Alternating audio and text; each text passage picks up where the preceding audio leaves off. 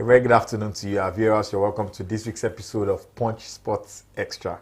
My name is Segun Odunayo. I have my co-driver, co-anchor, co-analyst together with me this beautiful Monday afternoon. And together I'll be giving you the very hot topics, hot gists going around in the world of sports. Abiodun Adewale, a very good afternoon to you. Of course, good afternoon to you, and of course to you as well. It's always good to be back on the show. All right. Very quickly, how do we begin this morning? We begin with the front page of our newspaper, your newspaper, darling Punch Sports Extra. And what best to lead with this Monday other than the fact that the Olympics is around the corner. And on this front page of ours this morning, we x-ray the 27 Nigerians to have ever won an Olympic medal. Gold, silver or bronze, regardless. As long as you won something, you are definitely in this column. 27 Nigerians have won something. Poor, rich, sad, good, bad. Well, it all started with Nojin Mayogun in the boxing event. And it looks like we were never going to win any other Olympic medal except from boxing with the first 3 medals we won, because it was boxing, and boxing. And sadly enough and not so good enough, the last time we won a boxing medal in the Olympics, regardless of how good we are or how good we were in that game, it's been so long. Ages. It's been ages now. And of course, we have guys who have been able to rise up to the occasion. We've had history makers. These are guys that have etched their name in history. And at the time that we are currently preparing different teams for the Olympics, the Falcons are in Seville in Spain. The D Tigers are in Germany. The athletics team will be off to Germany in some days' time, and all of that. So what better way for these guys to get their inspiration except from the heroes and the heroes of the past, and to derive whatever inspiration. And some of them are making their debut at the Olympics this year as well. And for many others too, who got medals in the past, they got it. Some got it at their first attempt. Some got it at their second attempt. And we have a certain NFL who is the only man to have even won Olympic medals at 2 different editions of the game. So he ran the relays. I think one particular edition, and he came back the following edition to run the relays again and got 2 medals. So we have guys who have made name for themselves, and altogether Nigeria has 27 medals to boast of since we started attending the Olympic Games. And it can only get better. We've had editions like the 2012 edition when we didn't even win a pebble. We just went there and came back. Participate.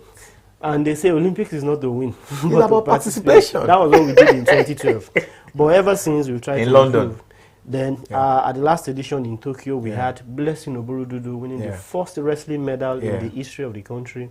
And just when we thought athletics was not going to deliver anything, Esebrume, the lady who always wins she gets something, always. Got a bronze the last time. Always. So all of these guys, and good enough, of all the people we've mentioned, Brume and Oborududu are in the current contingent that will be traveling for the games this year. And how would I even forget Chioma Ajunwa, the person that won the first individual gold for Nigeria. And it looks like the 1996 football gold is the most popular. It's golden to almost everyone. To almost everyone, because of the circumstances and how it happened. All right, that's what led on our front page this morning. Also on our front page, even though Biodun has tacitly spoken about it, is the fact that our Falcons, the Super Falcons, are in Seville. The list came out some weeks ago, 18 of them. Some other persons on the waiting list. And, arguments there are here and there about who should have made the list, about a past captain or Nome Ebi complaining on social media, saying the NFF wasn't rewarding our participation with the Super Falcons over the years by taking her to the Olympics, even though she wanted to be there. Remember that Nigeria, the Super Falcons this time around, have not qualified for the Olympics in about 16 years. 16 years, no participation at the Olympics. And, but away from that, we have the list already. The girls are in Seville. This lady is injured. What's her name again? This Foster Leicester. No. Outside of Ayinde. Ashley Plumter.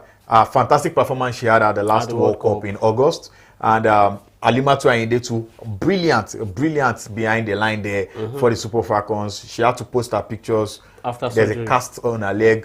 She had surgery. Plumped her calendar. She's been She had been marked it. ticking. Oh my goodness, so sad. She had been ticking days, hoping that the doctors would just say, you can make it. But she had to eventually tick on her calendar that I have to call the coach and inform him that I won't be able to make it. That was just a very sad thing. But for the likes of Alozie, Michelle Alozie, so excited about the World Cup. She has been posting all over social media. Rashida Tajibade, the captain. It looks like we have captains. I don't even, how did they do the captain thing in Super Falcons? Then Chinyamaka Nadozie was the captain at the World Cup. There was Asisat. Now there's Rashidat.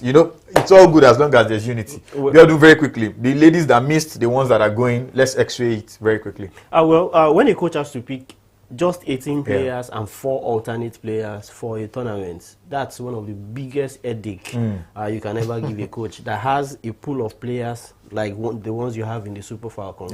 Virtually all of them are doing well at different club levels. So restricting him to 18 players, competition rules and all of that. But when a certain Plumter is out, I expected that a particular lady who didn't feature mostly at the World Cup, but is equally a very good left back, Rafiat Imran, who plays at Reims, Stade Reims. I saw people France. wishing on social media saying a time will come, blah blah blah. But guess what? She has been drafted back to the under-20 team to go play at the under-20 World Cup later this year again for the second time in her career, when most of her mates are already counting like 5 years in the national team already. And she's been in the national team since then, so why take her back when you could have just taken her to the Olympics? Maybe they have a very good replacement in that left back position, but that is that. I think she got her consolation with the under-20 World Cup. She's going to play it, and she will be one of the most experienced in that tournament. Then some certain players were missing. Ifeoma Onumonu only got a place among the alternate players. Yeah, she didn't make the team. But there is a surprise. Macklins in the team. Then there is Chidima Okeke, who has been coming back since the qualifiers. The last time she was fully part of the Super Falcons was back in 2019. But since the qualifiers for the Olympics, she's been gradually making her way back into the team. Although not playing all the games, but she's been gradually. But Wardrum trusted her enough to include her in her final list. And for other players that we haven't seen, there is still a certain Glory Ogbonna. There's a certain Glory Ogbonna. She didn't feature too much at the World Cup as well, but she's equally another option that we have in our central defense. We also have Rinsola Babajide, who came into the team. She was part of the qualifiers as well. I felt maybe she deserved a place. She didn't make it. She didn't even make the alternate people are also well. consoling her on social media as well. So there are so many players like that. So I think it's just the coach's headache and sadness for the players eventually. 2 goalkeepers, Biodun, just 2 goalkeepers. And we all know, and one among the alternates. Yeah, we all know the very dependable Chiamaka Nadozie. No doubt about her experience, no doubt about her value. But what if we all know she had been carrying this injury on her leg for a while now? I think she still plays with it. I saw her playing for Paris just before the end of the season, and she was still playing with it. What if anything happens and Chiamaka cannot make the starting lineup?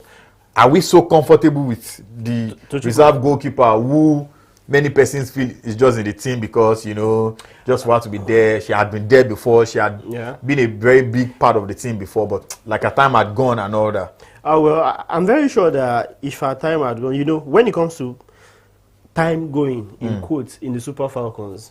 Yes, there's stakeholderism in quotes. They know it. Some of them are honorable enough to work. Some of them are just there and feel like they should honor me. Some of them stick around and feel like, it should be this way. But in the case of Tochukwu Oluwayi, we won't forget 2018 in South Africa. Yes, no doubt about that. So she's as good as our first choice, but Chiamaka has bettered everything she's been able to do with us. And if you are taking her to the Olympics, this might probably be most likely be our last major assignment for the national team, because it is like we say in the informal parlance, it's good to know when to come and be going. But then she's as good as at club level, very active. And so if she still has that qualities, if it comes to bringing her in if anything happens to the first choice goalkeeper. Trust her to deliver. She's equally good with penalty, reflexes and all of that. She's good. But my own problem is that over time, over the years, I've noticed how she's increased in weight. In weight and all of that. So I wonder how good... That's what I was saying. How flexible she will be. But no cause for alarm. I think you don't know better than the coach. Of course. And trust the fact that we see a start from the club level as well, how actively involved she's been in Saudi Arabia. So good enough for her. She will be able to deputize if we have to call on her. And if anything happens to the two of them, we have the Rivers Angels goalkeeper who won the best goalkeeper in the NWFL. It's just a matter of experience. And I think bringing her to that level. That was the same way Chiamaka was integrated before the World Cup in 2019 as well. All right, Among the Gifts is not making it this time. She's on the alternate list. And she very enthusiastic. She resumed camp with enthusiasm. One of the first players to arrive because she was in Nigeria and she departed with the team. I think I like that kind of spirit. Don't be let down.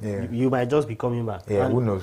Don't forget, a replacement has not been announced for Alima too. Ayinde. Now, the question I had was there no communication between Alimatu Ayinde and the Super Falcons team? That operation didn't look like it just happened. She actually got injured in training. Okay. Not during a match. So I think the list has been perfected and all of that. And one thing that I know for sure about how national teams, or even national teams majorly, make their lists, before they put out the final list, they must have made some final calls too, to be sure of who is coming, because they are buying them tickets and all of that. So they must have done that. But the news is that she got injured in training after that incident and had to go to surgery immediately. Wow, it was that bad. It was that. Oh my goodness, because I just saw her pictures. What happened to Alimatu Ayinde? Her name just came out like yesterday. The following day. Yeah, how come? I mean, yesterday your name was on the list and I was... She perhaps must have not even seen the list before she got injured. She probably must have even been busy with one team activity or the other. Before it was so sudden. All right, we have guys on the list, on the alternate list that can make it. Like you said, perhaps Monday Gift enthusiasm can be rewarded. Perhaps Ifeoma Onumonu, even though I'm just naming names, even though they don't play the same position. But you can just swap it. We will not be leaving the Super Falcons without talking about Agbabola herself, Asisat Oshoala, plays for BFC in the United States. She had been playing from the bench for the Super Falcons recently. Even during the World Cup, she didn't really perform too well in games she started. But in that, we all remember that game against Australia she came on board, scored that goal, and she was trending all over the world at the same time. And it looked like the 1996 Olympic gold in football. Just took the shine of the entire team. Everybody. That is the kind of influence Oshoala has in the Super Falcons. I agree. Opponents knowing that name is included. Oshoala is coming on. Oshoala is coming to the tournament. Oshoala is in that team. They see Oshoala warming up. They see Oshoala just sitting on the bench and observing him. It's just enough for some opponents to fret. And she still has it when she comes up. I'm not sure. Aside from Rashida Tajibade, then this new girl, Yeuzo or something. Who plays as a 9. She was banging in the goals for the Super Falcons in qualifiers. I think she was even the one that got the eventual goal against South Africa. No, it was Rashida's penalty. No, sorry, Rashida's penalty that made Nigeria qualify. But there's this lady, she has these dreads as well. Fantastic striker, starts for the Super Falcons now as well. So foreign Nigerian, So I think the competition in that team is what makes the team a little bit balanced to me, such that we can even afford to keep a player like Oshoala on the bench and afford that freshness when opponents are already tired or something in the game, because she still has the strength, her pace is still there, the shooting accuracy and all of that. So we just want to see her. She's 29, 30, going to 30 at the end of the year. So maybe it's about the eclipse is coming as well. But one of the biggest tournaments like this is something she would not want to miss. She has never played at the Olympics, not played at the Olympics. Since she's been in the national team. In fact, everybody on this team, I think the only person who was at the last Olympics was Tochukwu Oluwehi. None of these other, these are young girls. Not even Osinachi or Hale. Because she came into the team in 2011. Yes. So it's a good one for them. I've been seeing the enthusiasm of the girls on social media. Alozie and her team, Houston, they practically have to do a mini documentary for her. Then BFC also sent this lady off, Asisat Oshoala. Yeah, so it's all on our front page. Ashley Plumpton's sad tale about not being able to make the Olympics because of injury, the fact that the girls are already training in Seville. The other people are also training as well. The list for it's getting set already for the. I mean, talking about Team Nigeria for the Olympics, everybody's getting set. The athletics team, everybody's now sharing. I wrote it on social media. I want to be at the Olympics. It's a dream come true. What's the guy's name again? He's running 400, the 400-meter hurdles for Nigeria. That is Samuel Ogazim. Samuel Ogazim, yes. Samuel Ogazi. Yeah, Samuel Ogazi, I beg your pardon. Then there is Nathaniel in the 400-meter 400-meter hurdles. And there's our king, this guy who, whenever he comes on board, everybody just knows, 800 meters. Chidi Okezie. Yeah, Chidi Okezie, 400 meters. So, it's a big one already. And slight jibe, Ghana has just 9 athletes representing them at the Olympics. Just 9. Olympics is not outside of 4x100. So if you move 4 people in 4x100, that's just 5 athletes. So 9 overall. It's just one leaflet that they used to do welcome back, or who will be their captain? Just a small squad. So still talking about the front page now. Olise, not Sunday Olise. Olise that used to play for Crystal Palace, have signed a £50 million deal with Bayern Munich. I mean, this was a guy that top English team were still fighting for some weeks ago, and then fiam. Just before we could say Jack Robinson, they snapped him up for 50 million. No doubt about the fact that it's a good buy. No doubt about that. Good buy. Yeah. Good buy for Bayern Munich and smart move for him. For a player that is as wanted as Michael Olise, you might want to think about the fanfare, the frenzy, and everything about the Premier League and still want to remain with one of the top clubs. But my brother, I tell you, coming from a team like Crystal Palace, you have a 70% chance of fizzling out in any big team in the Premier League, unless you are the prime Eden Hazard, or you are the prime Mohamed Salah, or you are prime Sadio Mane, or some of those, or a prime Erling Braut Haaland, who is still in his prime. So if you are coming from Crystal Palace and going into one of the big teams thinking you're going to be a marquee signing, you may just become another Zaha. You may just become another Wilfred Zaha. So good, very smart move for him. Go to the German Bundesliga, play with the biggest club there.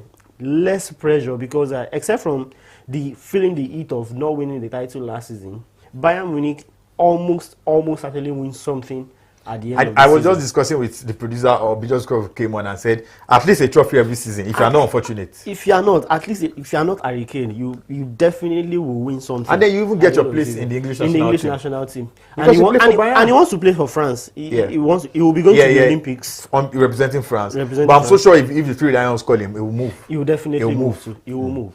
Now, I think that's a cue to Eberechi Eze, who is currently at the Euros with the Three Lions. The Three Lions.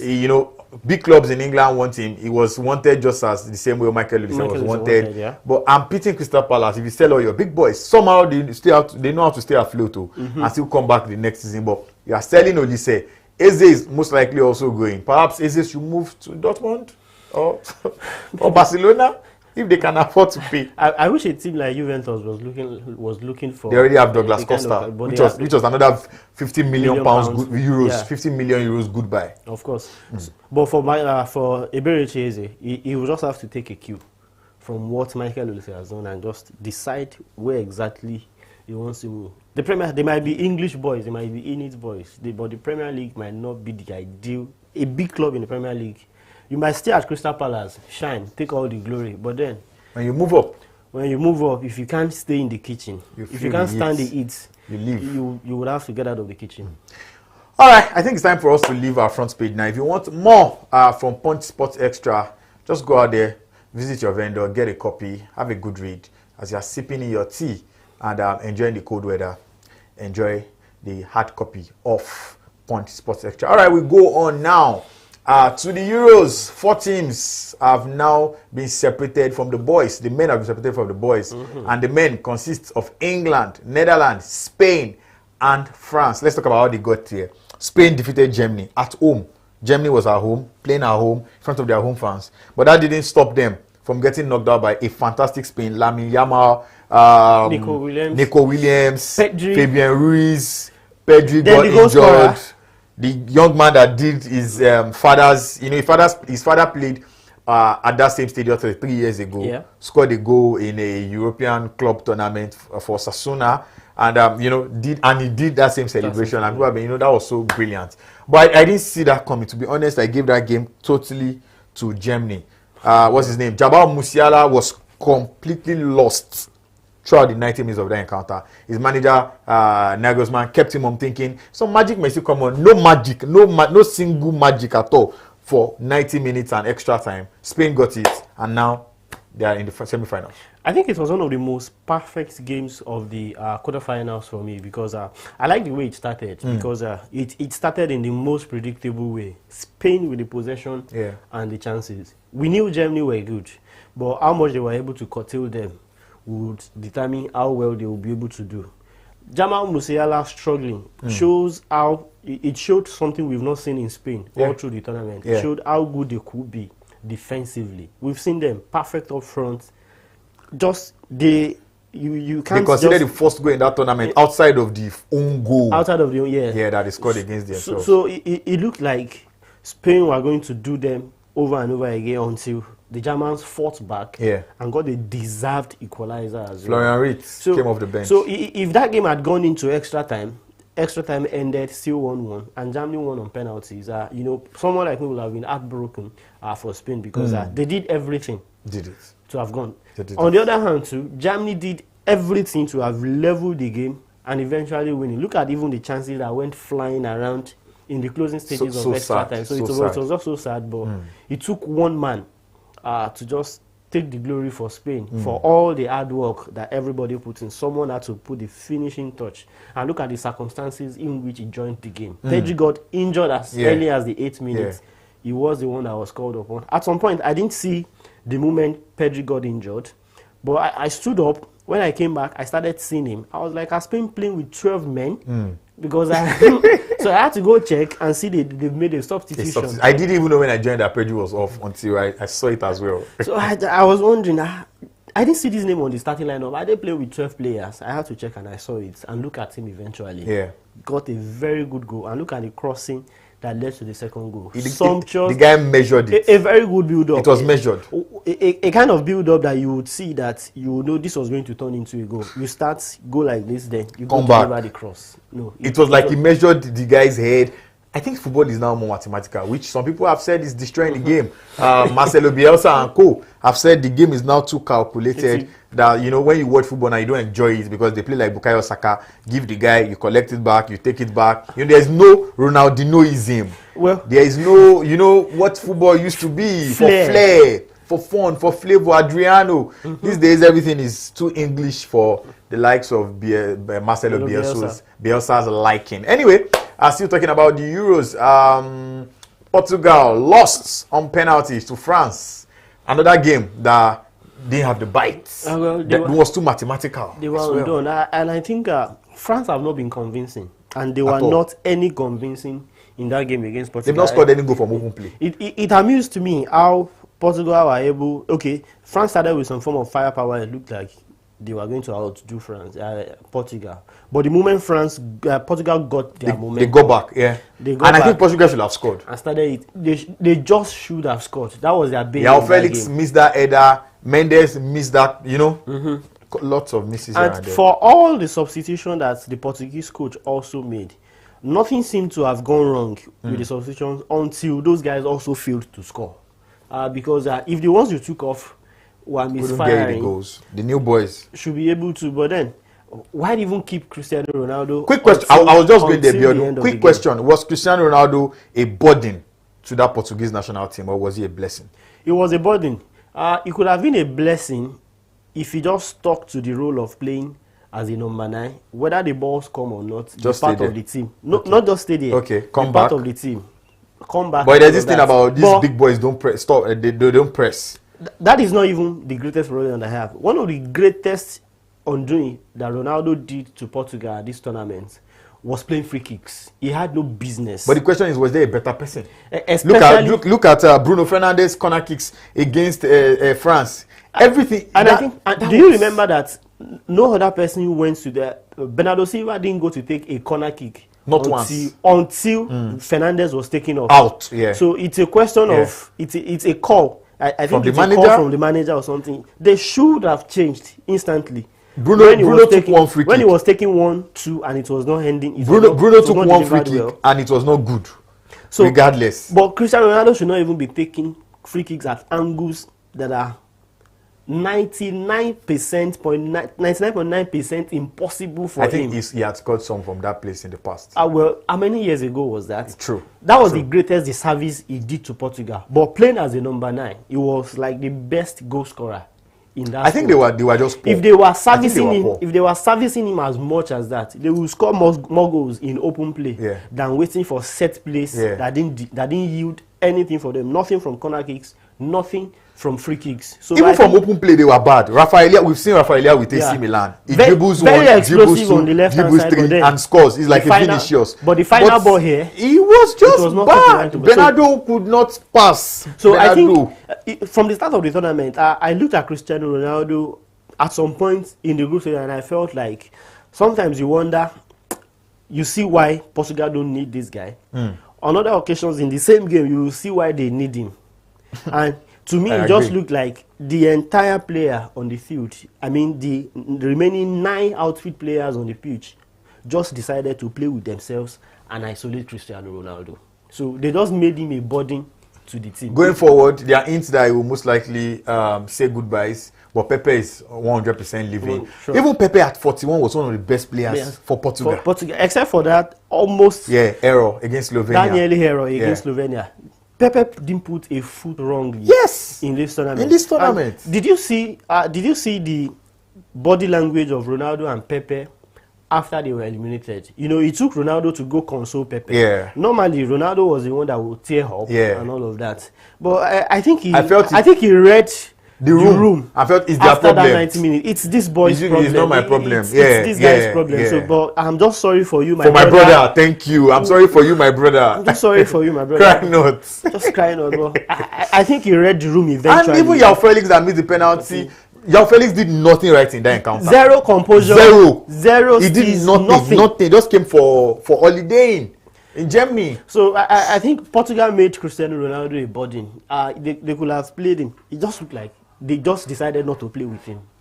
All right, Netherlands defeated Turkey. Cody Gakpo is a different guy when he plays for Liverpool and then when he plays for the Netherlands. You know, it amuses me that there is one guy within our corporation here who doesn't think Gakpo is one of the best players at this tournament. Currently the highest goal scorer. And you see the way they started against Romania. You know, the moment they started playing in that round 16, I knew Netherlands were back. Turkey will give you beautiful football, but I like the fact that Netherlands showed that fighting spirit. That was what we needed to see from them, and it will take them to knock a negative team like England out, not Turkey. All right, the Three Lions equally made it. Penalties this time around. There was no racism issues because in fact, I think all the 5 players had black backgrounds because even Cole Palmer has a black grandfather from Kitts. From that island. So 5 out of 5, they scored everything. Eventually, Manuel Akanji, half Nigerian, half Swiss,